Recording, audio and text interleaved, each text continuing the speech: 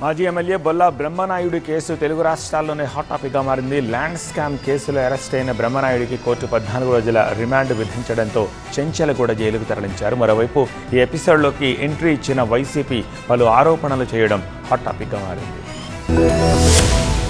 హైదరాబాద్ గండిపేట భూ కబ్జా కేసులో దర్యాప్తును వేగవంతం చేశారు తెలంగాణ పోలీసులు. బొల్లా బ్రహ్మనాయుడిని కాంచీపురంలో అరెస్టు చేసిన పోలీసులు ఆ తర్వాత దర్యాప్తుపై ఫోకస్ పెట్టారు. ఈ కేసులో ఇప్పటి వరకు 6 అరెస్ట్ అయ్యారు. మరో 4 కోసం గాలింపు కొనసాగుతోంది. మెజిస్ట్రేట్ ఎదుట హాజరుపరచడానికి ముందు నార్సింగి పిఎస్కు బ్రహ్మనాయుడిని అధికారులు తరలించారు. ఈవోడబ్ల్యూ కార్యాలయంలో బ్రహ్మనాయుడు స్టేట్మెంట్ను రికార్డ్ చేశారు. అయితే రాజకీయ దురుద్దేశంతోనే కేసు పెట్టారంటున్నారు మాజీ ఎమ్మెల్యే బ్రహ్మనాయుడు పెద్ద కుమారుడు శ్రీనివాస్. ఈ కేసు వెనకాల రాజకీయ కుట్ర కోణం ఉందన్నారు. గండిపేట ల్యాండ్ విషయంలో తామే బాధితులమని అంటున్నారాయన.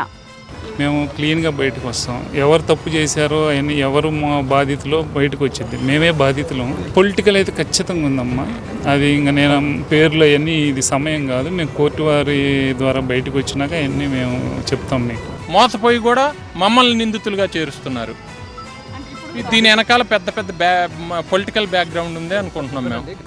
బొల్లా బ్రహ్మనాయుడు అరెస్టును వైసీపీ నేతలు ఖండిస్తున్నారు. ఆయనపై అక్రమంగా కేసులు పెట్టారనే ఆరోపణలు కూడా చేస్తున్నారు. చంద్రబాబు నాయుడు కనుసరణలో ఈ రోజు తెలంగాణ ప్రభుత్వం కూడా పనిచేస్తూ ఉంది. ఇక్కడ అధికారులు కూడా పనిచేస్తూ ఉన్నారు. అందరూ కొల్లుడై ఈ రోజు బ్రహ్మనాయుడు గారి మీద కేసు పెట్టడం జరిగింది. ఇది పూర్తిగా కూడా మేము ఖండిస్తూ ఉన్నాం.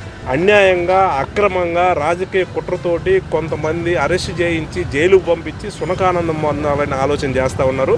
ఏపీ కూటమి నేతల ఒత్తిడితోనే చర్యలు తీసుకున్నట్లుగా అనుమానాలు కూడా వ్యక్తం చేస్తున్నారు. అన్యాయంగా అక్రమంగా వాళ్ళ కుటుంబ సభ్యులే పోయి పోలీసులకి లేదు కలెక్టర్ ఆఫీస్కి వాళ్ళ కొన్న భూమిలో ఏదో అవకతవకలు ఉన్నాయని కలెక్టర్ దృష్టికి తీసుకెళ్తే వాళ్ళ మీదే కేసు పెట్టి వాళ్ళనే అరెస్ట్ చేయటం ఎంతవరకు సమంజసం ఉండొచ్చు. కొన్ని ఒత్తిళ్లు అక్కడ ఆంధ్ర నుంచి కొంతమంది మంత్రులు ఇక్కడ ఫోన్ చేసి ఉండొచ్చు. ఇవన్నీ బయటకు వస్తాయి. బొల్లా బ్రహ్మనాయుడు అరెస్ట్ కూటమి నేతలకు అస్త్రంగా మారింది. వైసీపీ నేతలపై విమర్శలు చేస్తున్నారు. ఈ కేసులో అసలేం జరిగిందనేది పోలీసులే తేల్చాలి మరి.